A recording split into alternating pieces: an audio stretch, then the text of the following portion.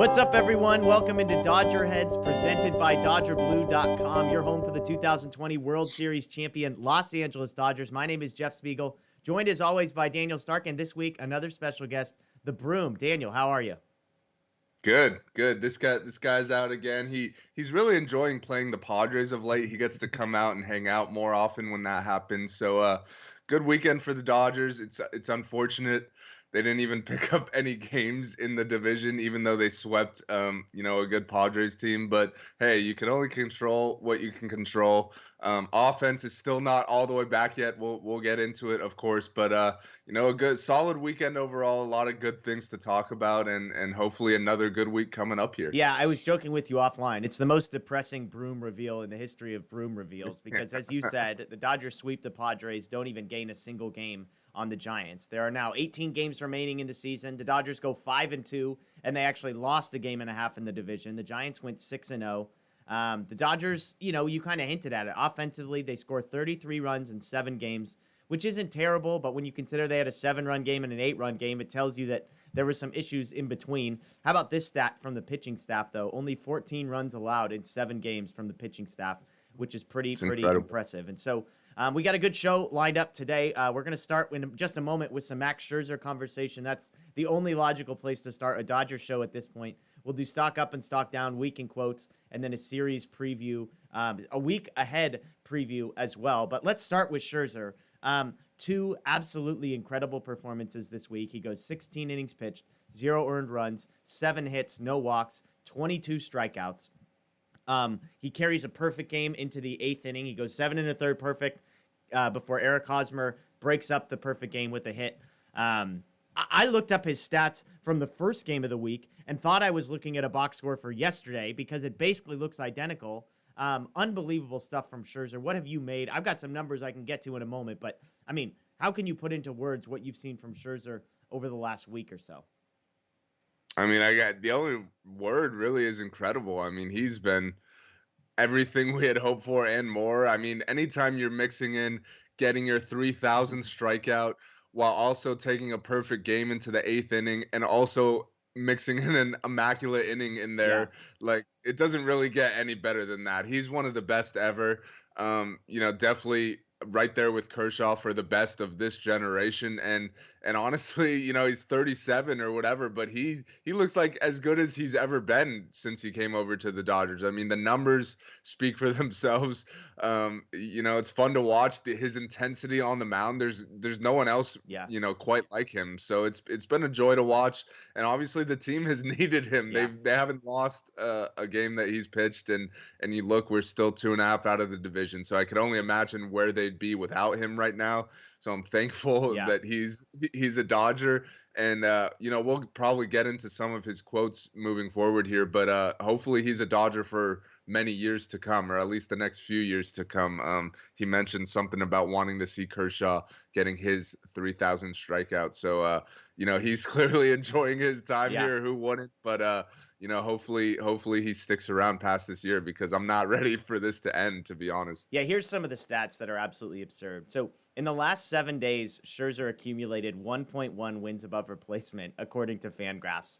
It's an absurd. Like, Corbin Burns leads Fangraphs WAR on the season with 7 on the entirety of the season. Max Scherzer put up 1/7 of that in 1 week. So, absolutely ridiculous. As you said, in 8 starts, the Dodgers are 8-0.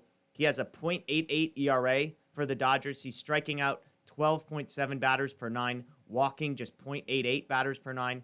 He himself has 6 wins, and the walks and hits per innings pitched is .67. That's in 8 starts for the Dodgers. The guy's 37. You look at some of the Cy Young stuff. I mean, it's basically a 2-horse race at this point between Max Scherzer and Corbin Burns, it looks like. Unfortunately, Walker Buehler, a couple struggling, a bad start and then a decent start has kind of pushed him when you compare those 2 starts with what Scherzer has done over the last 2. But you look at the Burns versus Scherzer, it'll be a fascinating stretch run here. As I said, 18 games remaining. Max is 14-7 on the year. Burns is 10-4. Strikeout per 9, basically identical. Scherzer has some more strikeouts. He's thrown more innings. Max has a 2.17 ERA. Burns has a 2.25 ERA. On Fangraphs, Burns has a large lead of 1.9 WAR over Scherzer. but on Baseball Reference, Scherzer is ahead of Burns. The WHIP, Scherzer 0.821, Burns 0.914. So, and you look, I mean, Scherzer is peaking. Like, it feels like we are seeing the peak of Scherzer. So you kind of hinted at this, and it's a bigger conversation for another day, but how big would the number have to be on a 3-year contract for you to not be interested in Max Scherzer coming back to the Dodgers? I mean, if he says 3 and 110 and I sign it tomorrow, do you offer him that deal? Probably. I mean, it's not my money, so I guess that's a conversation for the Dodgers owners or whatever. But there's no denying the production. He's given you elite production. He's shown no signs of slowing down. He's thrown 98 miles an hour yesterday. Like, the velocity is still as good as it's ever been. So yeah, I'd probably give him a blank checkbook, tell him, ask him what he wants. The fan base clearly loves him, so Yeah. everyone's gonna be mad if he leaves. So yeah, I think at this point you gotta give him what he wants, essentially. I know there's a line to be had somewhere, but when you're talking about a 3-year deal, there's not a whole lot of risk there. I'd say, like, it's not the super long-term 7, Yeah. 8-year deal that you're regretting 5 years down the road. So I think I think you have to do it at this point. It's been incredible to watch him, every week. This team, the Dodgers would probably be 5 games out right now if not for him, and that's honestly being generous, Yeah. because that's so. We'll see, come this winter, but I think right now it's pretty much whatever he wants. You don't really have much of a choice if it's up to me. Yeah. I mean, he is 37 years old, but I mean, again, like, he's literally pitching as well as he has probably ever pitched in his career. I mean, like, if you want to say, go find me a 2-start stretch in which he was better than the 2 starts that we just watched in the middle of a postseason run and a postseason push, it's hard to imagine. So, I mean, again, bigger conversation for another day, but they've got Scherzer on the to-do Yeah. list. They've got Corey Seager / Trey Turner on the to-do list. They've got Clayton Kershaw on the to-do list. So, busy offseason upcoming for Andrew Friedman, and an expensive one, hopefully, for Dodger fans. So Scherzer is kind of the obvious segue into our stock up and stock down segment. If Scherzer's stock could have gotten any higher, it definitely got higher this week. But let's start with some stock up and stock down. I'll go with the first one, and then I'll hand it over to you. I'm going to go Alex Vesia, stock up, my first one. This isn't in any particular order, but anytime a guy faces 4 batters and strikes out all 4 of them without any walks, any hits, any earned runs, that's impressive. So, I mean, Vesia just continues to be a guy that the arrow is pointing upwards. Garrett Clevenger was transferred to the 60-day IL. His season is over with, it sounds like. And so for Vesia to have stepped up and to provide for them that left-handed role against Scott Alexander, it sounds unlikely to come back. So Vesia has been amazing. I know this is just sort of par for the course, but 4 batters, 4 strikeouts, a couple of those coming in big spots. So a shout out to Alex Vesia to start the week. Yeah, yeah, and to me it's really cool, like, when a trade goes down in the offseason and you hear about a guy's upside, or like why the Dodgers might be interested in this guy. Like, when you hear that and then you see the plan work, Yeah. like, to perfection pretty much, like, that's really cool, cuz like during the offseason we didn't know anything about Vesia when the Dodgers got him, like, of course, but we did hear he's got this vertical rising fastball that's one of the best in the league, and the Dodgers have exploited that perfectly. I think if you look at all 4 of his strikeouts, they were all on fastballs up, and that pitch is just basically looking unhittable Yeah. right now. So yeah, Vesia's been great ever since the second time he got called up in June or whenever it was.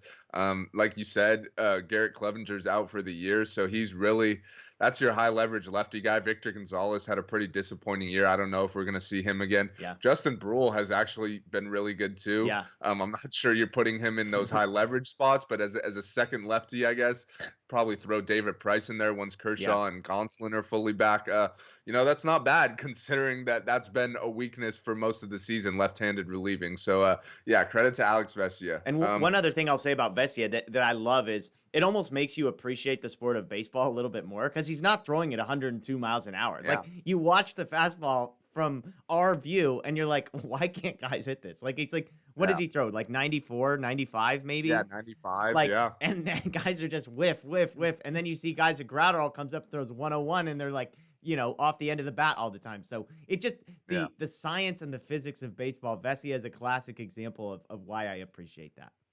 For sure. My first stock up is Mookie Betts. He's batting over 400 with an OPS over 1200 over the last week. He hits the 2 home runs over the Padres.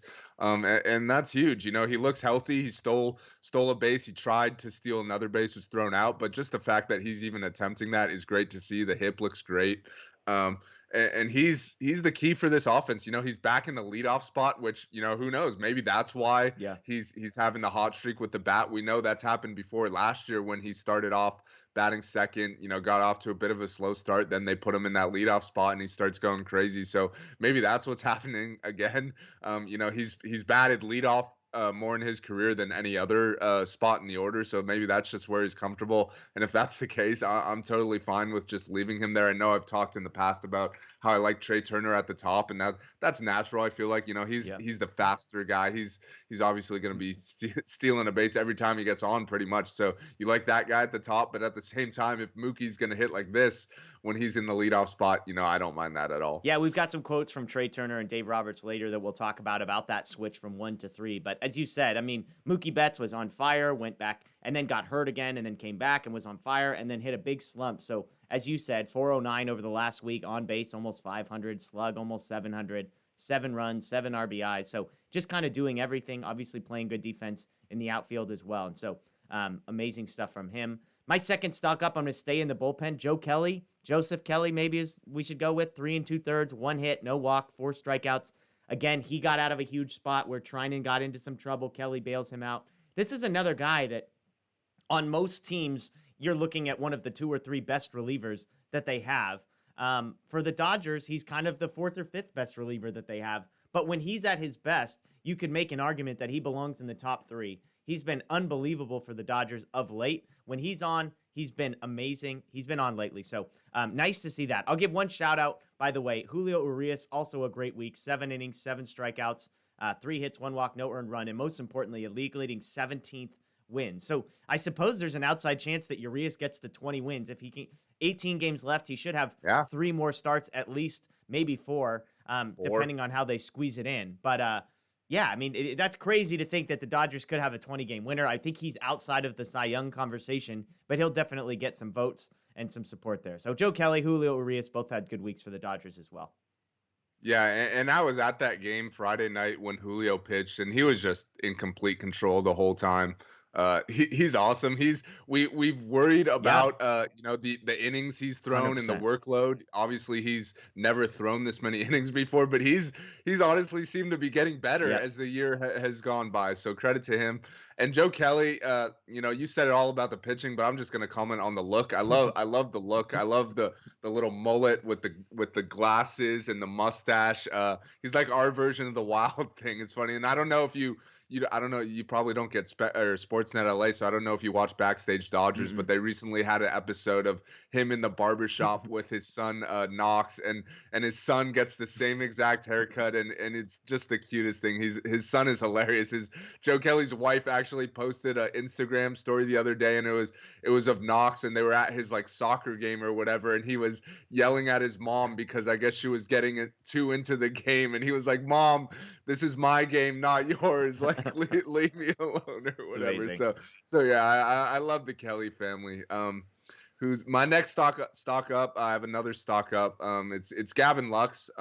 He just got called up, before the weekend started, a couple of the games in the Padres series, and actually looked pretty good. He went 4 for 6 with 2 walks, got on base 6 out of 8 times, played left field, and that's a new position. It was a bit of an adventure every time he got hit the ball, but he was solid for the most part outside of that one the one Hosmer double that he overran and then kind of fell on the warning track. That was funny, and Bellinger after was kind of explaining him how to play that. I got cracked up at that. But you're about to get into the bottom of the order and how much they've been struggling, and it's really bad. So the fact that Gavin Lux came back up and was actually producing a little bit, that might be something. Obviously, we got to see more. It was only a couple games, but if he could give them anything, that's a positive considering what they've been getting from the bottom of the order. Yeah, I mean Lux, 4 for 6, I believe, were his numbers this past week. Yeah.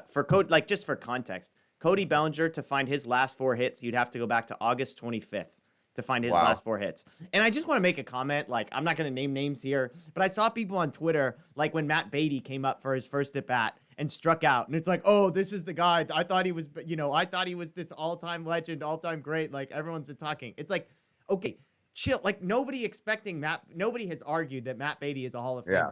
We're simply saying relative to the Bellinger thing. So I hated these people taking a victory lap about like Matt Beatty struggling in his first 2 at-bats, as if like Cody Bellinger hasn't been atrocious for the entirety of the season. So for Gavin Lux to come up and be competent, 4 for his last 6. Again, I think all 4 of his hits were on Saturday and Sunday. So he, so shout out to him, basically, is the point.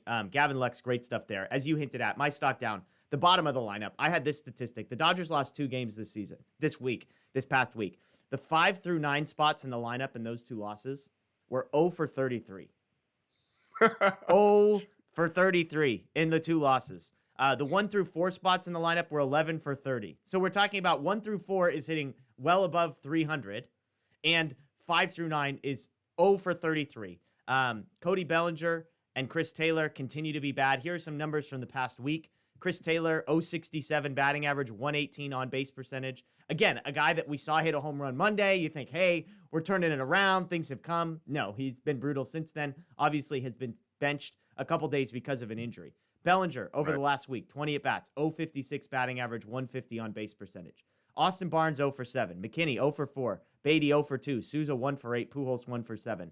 So, look, the offense has gotten a little bit better. Justin Turner hasn't been great, although he's hit a few home runs. Mookie is playing well. Will Smith continues to play well. Corey Seager continues to play above average. Trey Turner has been good. But, I mean, look, this isn't going to happen unless somebody in that 5 through 9 spot can play well.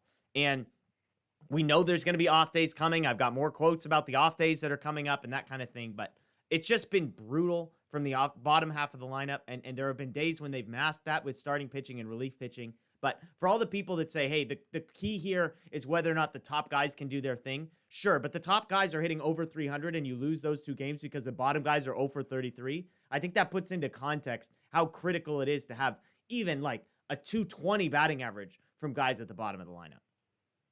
Yeah. And you mentioned that Chris Taylor is dealing with a little neck thing that kept him out of the lineup, over the weekend. So maybe that is a reason for his struggles, but I'd say that's really the guy that you need to get going and realistically can. Like some of these other guys, you're just not going to expect a whole lot from them. I think with Cody Bellinger at this point, he should be better than he's been, but I don't think anyone's expecting him to get hot or anything like that at this point. We've seen the sample size is too big now for him to just kind of turn it around. It's possible, but not likely. I think Chris Taylor's the guy that you really need to see. He needs to get healthy and get back to where he was. Earlier in the season. He was an all-star, of course. Hasn't been playing like it recently, but if he could get anywhere close back to that, you get AJ Pollock back.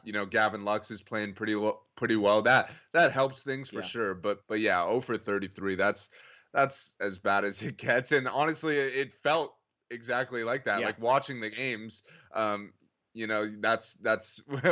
how bad it was. It was those couple games when they're resting multiple starters and Cody Bellinger's batting 5th or whatever. That's not a recipe for success right there. Yeah, and if you think about it, if you've got Mookie in the outfield and AJ Pollock is able to come back, then you're basically saying, I just need one of Bellinger, Taylor, Lux, or Beatty. I just need one of those guys to be competent as an offensive player.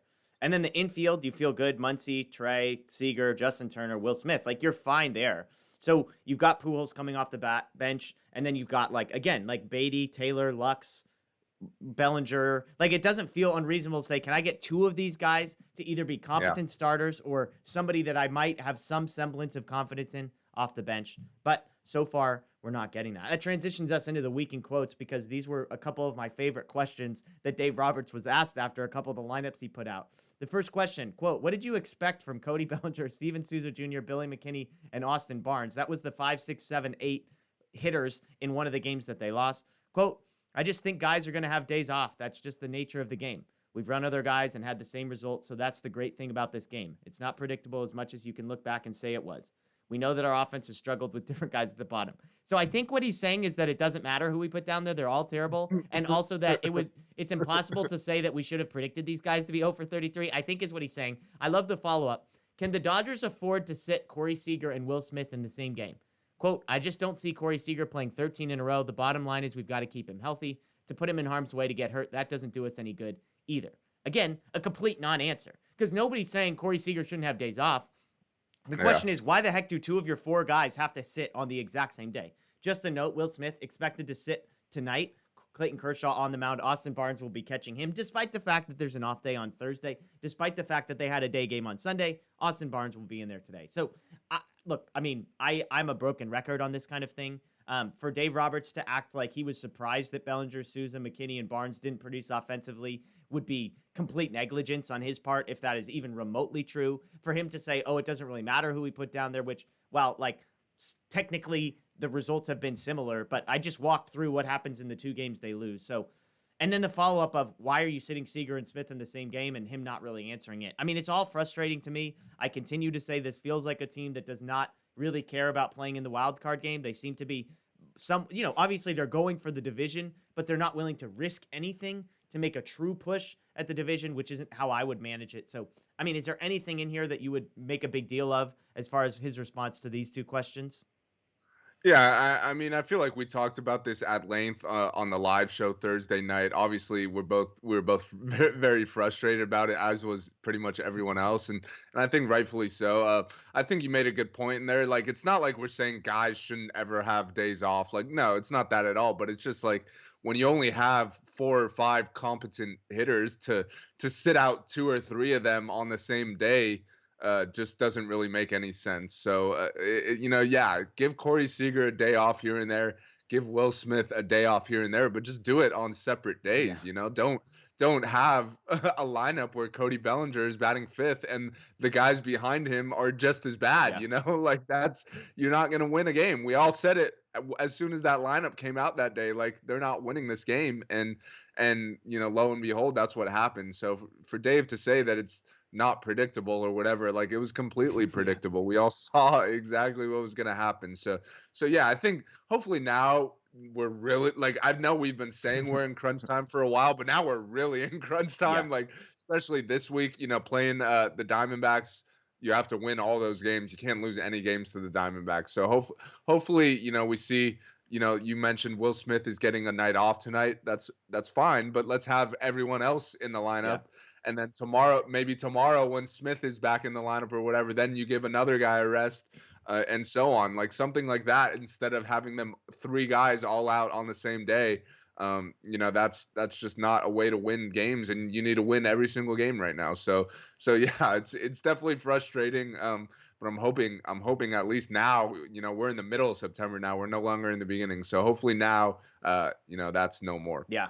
I mean, do you make anything? Obviously, Barnes is catching Kershaw tonight. So, like, it does. I mean, now, Will Smith caught Scherzer yesterday. 8 innings, almost a perfect game. So, let's just make a note of how great Will Smith and Max Scherzer was. Dave, just file that one away. I mean, like, Yeah. I will be. Let's say that I'm not counting anything, but let's just say that the Dodgers advance past the wild card game into a real meaningful playoff series. My opinion, Austin Barnes should never start a game. Right. It sure seems like we're setting up for a scenario where if Clayton Kershaw is on the mound, Austin Barnes is catching him. Are you worried about how that might play out? I mean, I know there's 12 things that have to happen before we even have that conversation, but the fact that they're lining, Austin Barnes catching Monday, Clayton Kershaw just happens to be pitching, like that type of thing has me worried. Yeah, I'm with you. I mean, I think when you get to the playoffs, last year there was no off days in between, like in the middle of series. They just played every day because they weren't traveling. So because of that, there were some games that Barnes was catching, and obviously they had the DH, which was nice because you could keep Will Smith in the lineup. But they won't get that luxury this year. There won't be any DH in the NL playoffs. So and there is off days in between. After 2 games at home, you have a travel day and then 2 games on the road and then another travel day or whatever. Yeah. So there's off days built in there that, like, it's not going to be a case of, oh, Will Smith has been catching every day, he needs a day off. Yeah. So we're going with Barnesy.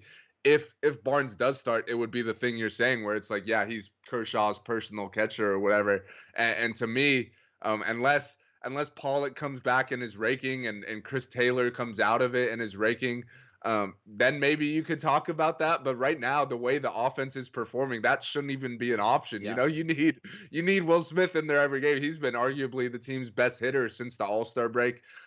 He's been carrying this offense for a majority of the season when other guys have struggled. There hasn't really been that slump for Will Smith the way we've seen with basically everyone else at this point. So yeah, to me, he has to be starting every game. Yeah. But I'm with you. I'm a little worried. I'm not too confident that that's what's going to be happening. Yeah, there's no scenario in my mind in which like there's not like, and I know you're sort of saying, well, is there a scenario where everybody else is hitting well and you feel slightly better about it? Like there's not a scenario. I mean, cuz look, the thing is Will Smith is as good, if not better defensively than Austin Barnes is. There is not a Right. single piece. Like the Cody Bellinger thing is like you can say, well, I want Bellinger instead of Beatty because the defense and defense matters in the postseason. Like, okay, I disagree with like the general overall conclusion, but like I agree with you that Cody Bellinger has one thing that he does as an elite level. Austin Barnes, there is not a single thing that he does like demonstrably better than Will Smith. And Will Smith does a lot of things way better than Austin Barnes does. And so, again, Yeah. I'm not trying to get too far ahead. We'll leave it at that. But I just, it's worrisome. It's worrisome to me. I'm grateful that we saw Smith catch Scherzer. I'll say that because, like, that's definitely the guy you don't want with a personal catcher being Austin Barnes. Okay, some other things here, some random ones. I thought this one was interesting. The Mitch White conversation. So Mitch White was scheduled to pitch on Tuesday, and then the day of was moved back. Dave Roberts was asked about that. Quote, he'll start Wednesday. He obviously already did. We'll talk about that in a second. He had some options, obviously, with our roster, and we felt like we could start him Wednesday. That's kind of how it played out. Just kind of a last-minute decision, talking through how we're going to navigate this game and needing length on Wednesday. To win this game, use various arms. We just felt it was the best way to go. White goes out the next day and gives up 4 earned runs and 5-inning pitch, struggled in the first inning. The overall line, just 5 hits in 5 innings, no walks, 6 strikeouts. So aside from the earned runs, it's a pretty interesting number. But that quote, this idea of like, oh, it was a last-minute decision, that sure seemed like it didn't really play out the way that they had hoped because Mitch White struggled. Big deal, no deal? Like, do you make anything of this? I don't know. I think that was like a communication error or something because Mitch White had previously thrown on Friday in Rancho Cucamonga. So like if you're just leaving him on turn, like Wednesday would have been the day all along. Wednesday or Thursday, whatever it was, but the Dodgers had bullpen games both games. But so I don't know why Dave Roberts came out on Tuesday and said Mitch White is pitching today when if he would have pitched, it would have been on short rest, which he's not giving you all the length in the world. So like he technically still could have thrown on short rest and given you 3 innings or whatever. But at the same time, if you got bullpen games both days, might as well save him for the second one where he could give you 5 innings, which he did. Yeah. I know he gave up the 4 runs, but overall, with how taxed the bullpen has been, like you'll take the 5 innings there. Yeah. Outside of it just being a straight bullpen game, coming off another bullpen game. So yeah, that was weird. I'm not exactly sure if Dave Roberts was confused when he relayed that message that he was pitching Tuesday or whatever the case may be, but it always made sense for him to throw Wednesday instead.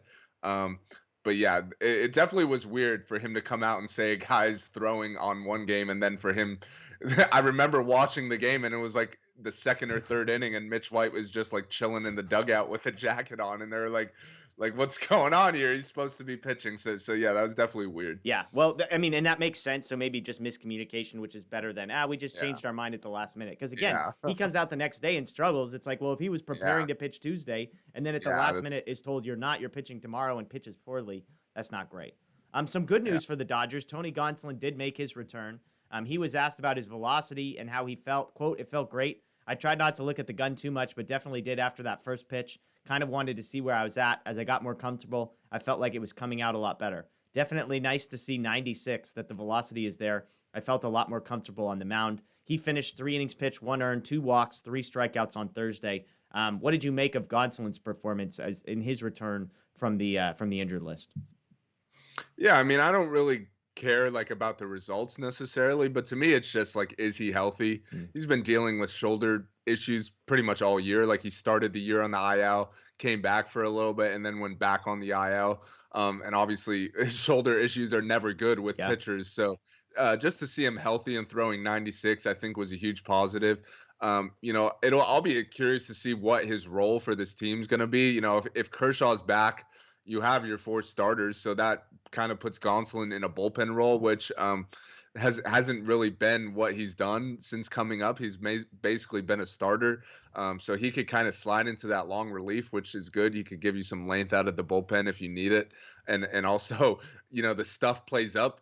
Clearly, if he was throwing 96 as a starter, maybe that even ticks up a little more to 97 or whatever, Yeah. which that definitely plays out of the bullpen. But just be interesting to see if he could stay healthy, to end the season here, and B, what his role is if he's healthy. Yeah, and I mean, I think it's a huge gap. Obviously, what happens in the postseason is one thing, but to know that you're going to get potentially 4 starts from Gonsolin between here and the end of the season after this one, and to know that the difference between Gonsolin and Mitch White, I mean, like, is noticeable. And even you could argue that the gap between Mitch White and having to throw a complete bullpen game is noticeable. And so for the Dodgers for the remainder of the season to have 5 real starting pitchers, major league Yeah. level starting pitchers, even if it's Kershaw getting built up, Gonsolin not totally built up yet, I think that's a huge win for the Dodgers, because then the bullpen game becomes a 5-inning bullpen game instead of a 9-inning bullpen game, or a 6-inning bullpen Exactly. game instead of a 9-inning game. And that's not nearly as taxing, especially when you have a guy like David Price out there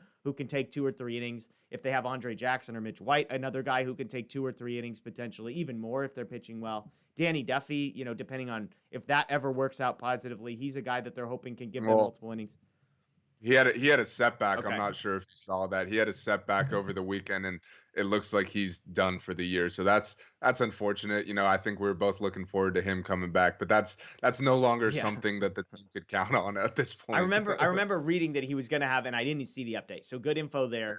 Which, just before people freak out, I can guarantee you that if he does not pitch for the Dodgers, what the Dodgers are giving up, if literally anything, is going to be Yeah. non-existent. So don't. Yeah, and I think that's why it was a player to be named later, Yeah. if I'm not mistaken. And I think a lot of that was contingent on if he could get healthy or not. And obviously now we're seeing that he's not. So Yeah. I would be surprised. Yeah, the Dodgers aren't going to be giving up anything of substance there.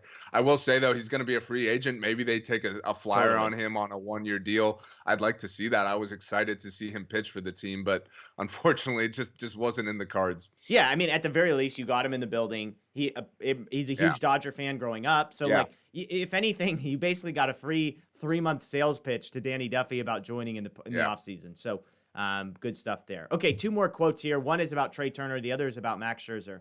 Trey Turner was asked about batting leadoff and then being moved to third. Mookie Betts being moved at the top. Quote: "We had that conversation the first day I got here. Me and Mookie 1 or 3.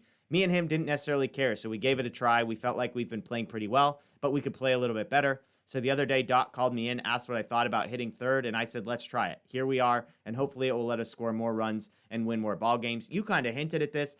It's, on one hand, you hear both guys and their quotes, and it's like, well, it's not that big of a difference batting first or third, and yet it really does feel like Mookie Betts plays noticeably better in that spot. Now, Mookie was Yeah. even like, look, I feel better here, but he's also like, that guy's hitting 330 on the season. So there's not really anything you could say negatively about him. So Fair. it's just an interesting discussion because, again, we've had this conversation, you and I, on the show and offline. To me, and maybe this is the non-baseball player piece, batting first, batting third, I've always wondered, is there really a huge difference?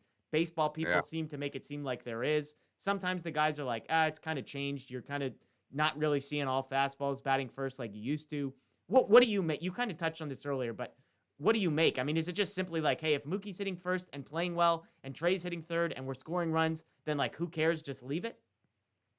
Yeah. I feel like I've flip-flopped on this a lot, and I guess that shows that you can't really go wrong. Like both of these guys are really good hitters. They both have speed, they both have power. Like Yeah. they both just fit naturally basically anywhere in a lineup. With that being said though, I mean, I don't you could look at the numbers, but I'm pretty sure Mookie is just a lot better as a leadoff hitter. I'm not sure if that's a mental thing. I'm not sure if it's like you said, like logistically with what pitches he gets as a leadoff hitter. I'm not exactly sure, but to me, I think we've seen it enough now that Mookie's just better in the leadoff spot, and for that reason, I would just leave him there. I think if you're talking baseball X's and O's and such, like ideally you'd have your fastest guy batting leadoff, and that's Trey Turner. But at the same time, if that's where Mookie's more comfortable and he's producing at the level he's been producing since going back up there, um, then to me that's a no-brainer. I just leave him there. Like I'm fine with Trey Turner wherever. His speed will play up in the 3 spot. It'll play up in the 2 spot. It'll play up in the 4 spot. It'll play up anywhere. But Mookie, there's no denying the production from the leadoff hole. Yeah, and I mean, just looking up Mookie Betts' numbers real quick, I'm going to try and find Trey Turner's as well. He's had 344 at bats in the number 1 hole and 42 at bats in the number 3 hole. He's hitting 285 as a leadoff hitter and 214 as in the 3rd hole. It's hard to see, what I'm looking at right now. I don't have splits, so obviously he's got a bunch more walks in the number 1 spot than he does in the number 3 spot, but he's had a ton different at bats there. I was going to try and look up Trey Turner's numbers really quick as far as how he has fared in different spots in the lineup. Let's see.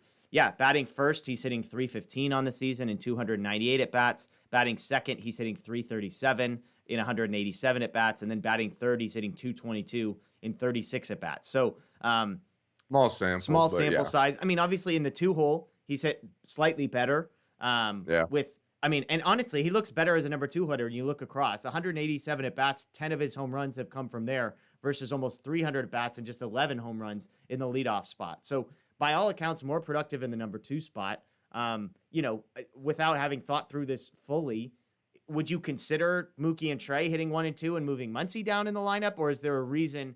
I mean, I know we've talked about with a guy on base, Muncy's going to get more fastballs, but it feels like if Trey Turner's hitting second, then maybe Muncy has a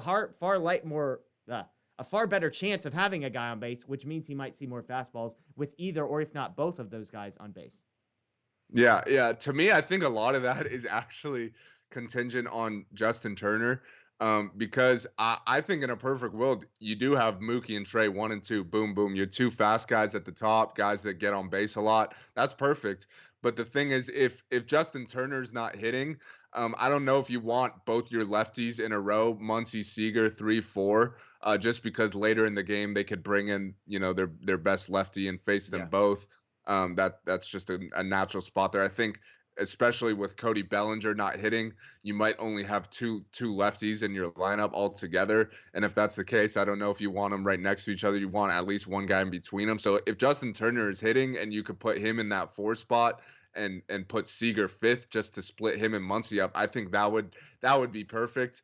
But right now Seager's been so much better than Turner that you prefer Seager 4th just because that's the spot where with those 3 guys at the top, they're getting on base a lot. That's the real driving, the spot where runs are going to be driven in. And I think you want Seager there right now. So I think I'd leave it how it is right now. But if Justin Turner starts to get back to the Justin Turner we're accustomed to, and we know how great he's been in October, he's been the Dodgers' best October player over the last decade or whatever. So I think he's someone you could count on. And if that's the case, if he starts heating up and swinging the bat well, where he could be in that 4 spot, then I think you make that switch and put Trey Turner second and Muncy third. But right now, I'd probably just leave Trey third, and because I like Seager 4th, as of now, until Justin Turner picks it up a little more. Well, and I mean, the guy that you didn't mention, like, why couldn't Will Smith slide into the 4th hole as the right-handed bat? That's fair. And then move Justin Turner down to 6th? Because the other thing, too, is, like, look, if you're just going based on, like, base speed on the base pass, Turner is your slowest guy.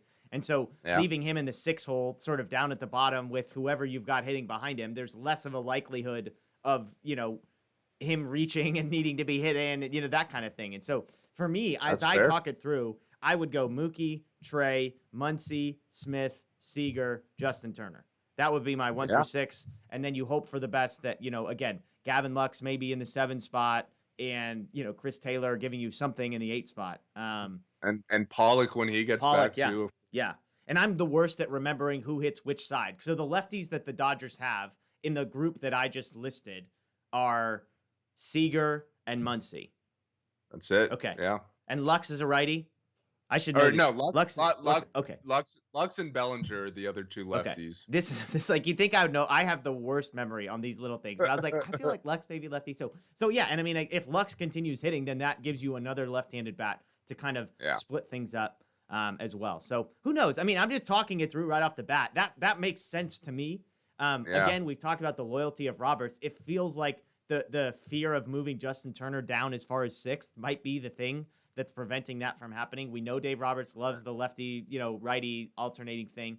And I'm not even saying he's wrong for that. As you pointed out, there are situations late in games where that makes sense. Although I believe Muncy's hitting better off of lefties, or Seager. One of those guys is hitting better off of lefties. I think Muncy is, yeah. So Muncy's been mashing lefties. So it's like kind of the reverse splits thing. So who knows? Maybe there's an overthinking here. But the point being, I don't understand what's preventing Mookie and Trey from batting 1 and 2. That feels like Mookie's best spot numbers are in the 1 spot. Trey's best numbers are in the 2 spot.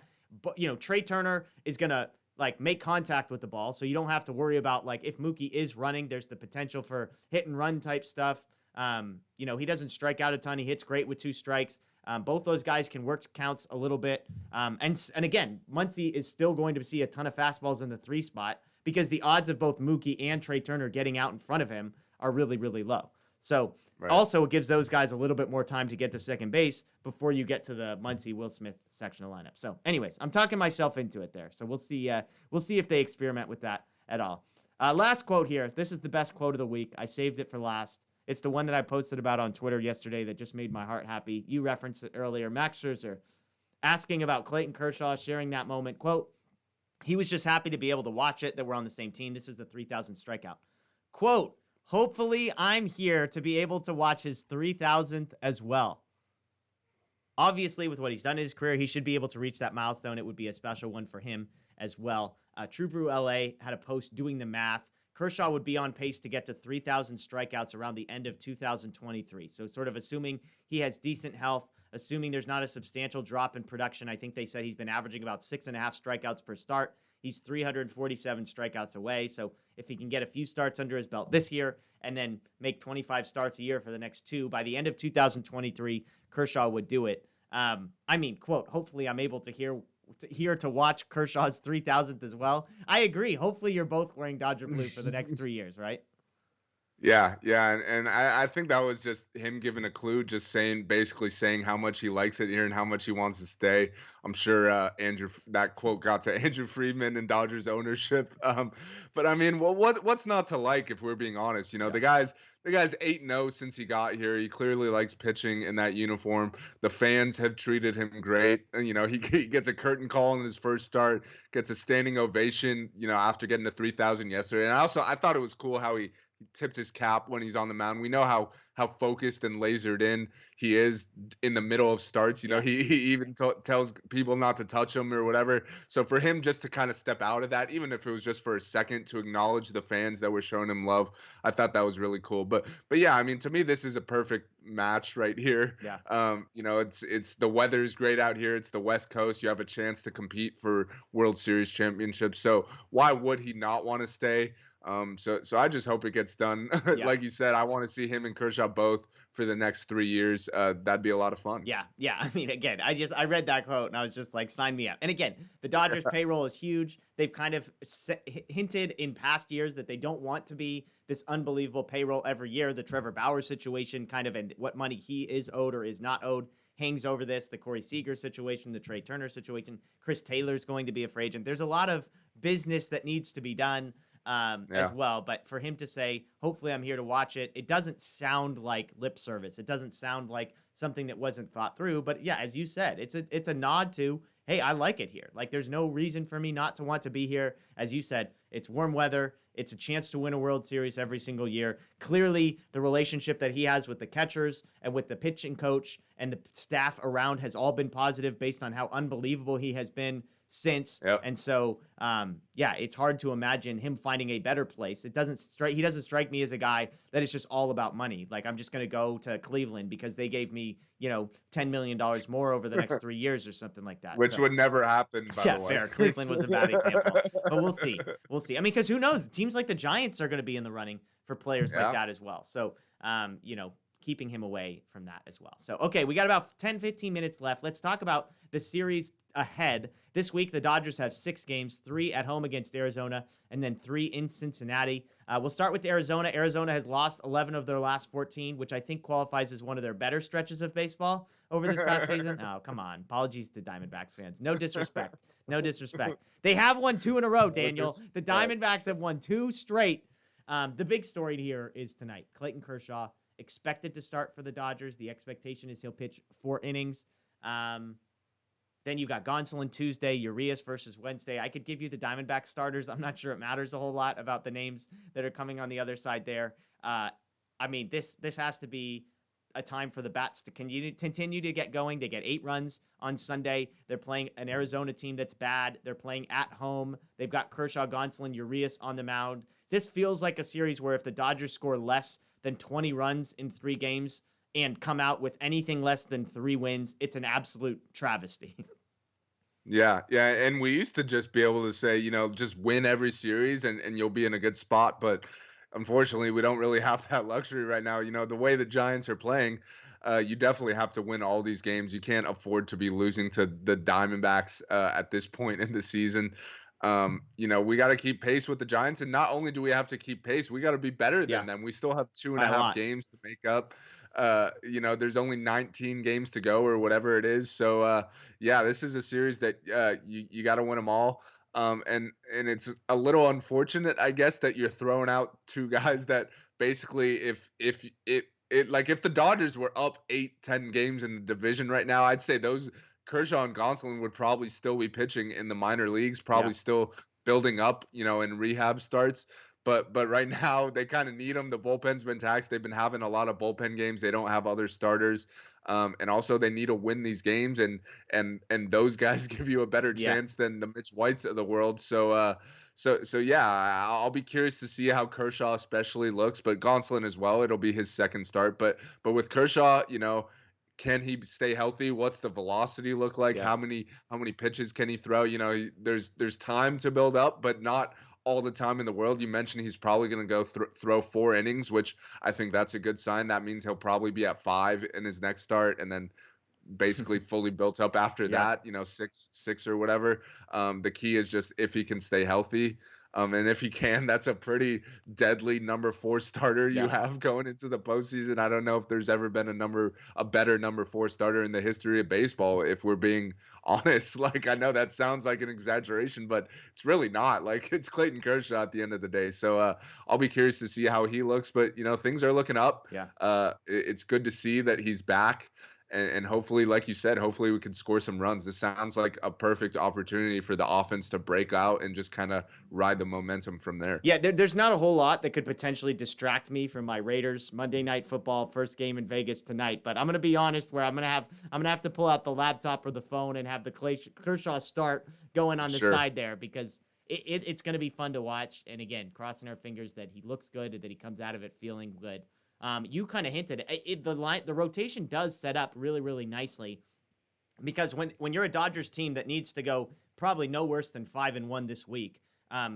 If you knew you would have 3 guys going against Arizona and 3 against Cincinnati, you'd probably want Kershaw, Gonsolin, Urias as your 3 against Arizona, knowing that against Right. Cincinnati, which is a much tougher series, you've got Buehler, Scherzer, and then Kershaw theoretically again in that one. So Yeah. moving on to Cincinnati, that again, the Dodgers do have an off day on Thursday. The Reds come in. They've lost 5 of their last 7. The wild card race in the National League is like a dumpster fire at the moment. The Yeah. Padres are losing Both. everything. The Both. Reds are losing everything. They're currently tied for the wild card. The Cardinals are 1 game back. The Phillies are 2.5 games back. The Mets are 3 games back. Look, Dodger fans, I'll tell you this. Here's what you should be rooting for. Like a 4-way tie for the wild card. Make all of those teams play-in games against each other so that they burn all of their starters and all of their bullpens before they even get to the actual wild card game. Root for absolute chaos. So that's what you're looking at. But the Reds, as I said, tied for the wild card. And if you want to talk about some pitching matchups, how about Walker Buehler versus Luis Castillo on Friday? How about Max Scherzer versus Sonny Gray on Saturday? And then Kershaw versus Miley. A bit of a dip if we're being honest there on Sunday. But again, the Dodgers have to sweep Arizona. They have to win 2 out of 3 against Cincinnati. Anything less, I think, is going to be a disappointing week. The Giants play 4 against San Diego, 3 at Atlanta. This feels like the week, and I think I said this on our show on Thursday, this feels like the week where at the end of it, you're going to have a sense of where things stand. If the Dodgers are 2.5 games back after this week, I think it's going to be really difficult for them to gain ground. But if the Dodgers can cut that lead to, I guess they won't be a half game back. So let's say if they're anything less than 1 game back at the end of this week, I think I'd be disappointed. Yeah, yeah, and you mentioned how jumbled up, the wild card races. I guess those other teams in the NL East or whatever have the Dodgers to thank for that because they just swept the Padres. The Padres I think I'd say they're still the best team of that bunch, but the way they're playing right Yeah, now, who knows? It's not looking good for them. You just mentioned they have 4 games coming up against the Giants, so I guess we got to turn around and start rooting for the yeah. Padres now, which feels weird. It's easier just than think rooting for about the Giants. yeah, right. Like just think about where we were in April compared to where we are now, and even just coming off the sweep the Dodgers just had. I feel like that series got no hype, Yeah, which is crazy to think about when you look back to how much hype the Dodgers Padres series in April were getting. But that just shows how far the Padres have fallen. But hey, hopefully they can turn things around a little bit. Maybe Tatis hits a couple bombs tonight. That would be nice. Never thought I'd be saying that, yeah. but yeah, we actually need them to come through. You mentioned uh, I'm with you. This is the week. The Giants have a tough week. They got 4 against the Padres, 3 against the Braves. The Dodgers, they play the Diamondbacks, of course, and then the Reds, who are a little bit better, but that's still a team who you feel like you should be able to beat. So yeah, this is the week right here. Like I'm with you. If you're not making up ground this week, Yep. then it's probably not happening at all. So yeah, this is the time. And I'm gonna say it again because I just feel so weird having to root for the Padres. I do not want to, but that's just the world we live in at this point. The Padres and Giants played 10 more times in the last 19 games. Yeah. Yeah, and that's not good news if you're a Dodger fan after watching Blake Snell leave the game early yesterday, because that's one Yeah. of those guys that you want to be able to pitch against the Giants, 2 to 3 times in that 10-game stretch. Unlikely to see that. Darvish is on the mound for the Padres tonight, so you feel like if the Dodgers can beat the Diamondbacks, Darvish is probably the best pitcher the Giants are going to be facing this week, or at least in that 4-game stretch. Your boy Paddock does get a start there, so we got good news there. Your boy, you picked him up I in dropped him. fantasy. I think I dropped him this morning, so it's all good.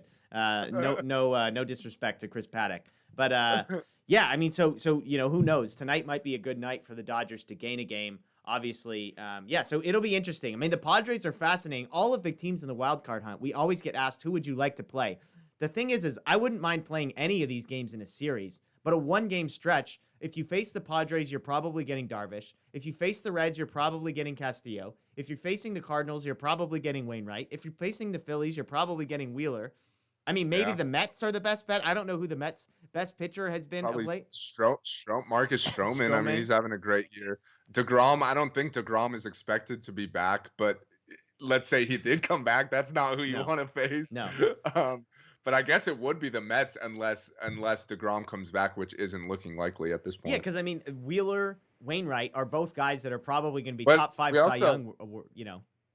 For sure, but we also have to recognize that this race is really close Yeah, and it's going to go down probably to the last day of the 100%. season. So these teams won't have the luxury of rearranging their rotation to Yeah. have their best guy for the wild card game. So I guess we'll just have to wait and see if it works out that the best guy is available for the wild card game. That'd be unfortunate, but it's also possible that their best guy has to pitch on the last Sunday of Yeah. the regular season because they have to win that game just to get in. So that's also possible. Again, we're root for absolute chaos. Root for a Yes. 5-way tie And atop the yeah, wild card. exactly. Like you said, if there's a tie for the wild card spot and they got to play a game, maybe Wainwright throws in that Yep. game or whatever. Like so yeah, I'm with you. Just absolute chaos would be Yeah, nice. maybe not 5, because then we'd get through a whole rotation of guys, and then somebody comes back with their number 1. Maybe we want 3 teams tied, make them play 2 play-in games, and Yeah. and hope that things shuffle themselves out. The Dodgers can set their rotation, and Max Scherzer takes them out in that wild card game. Which, if we're being honest,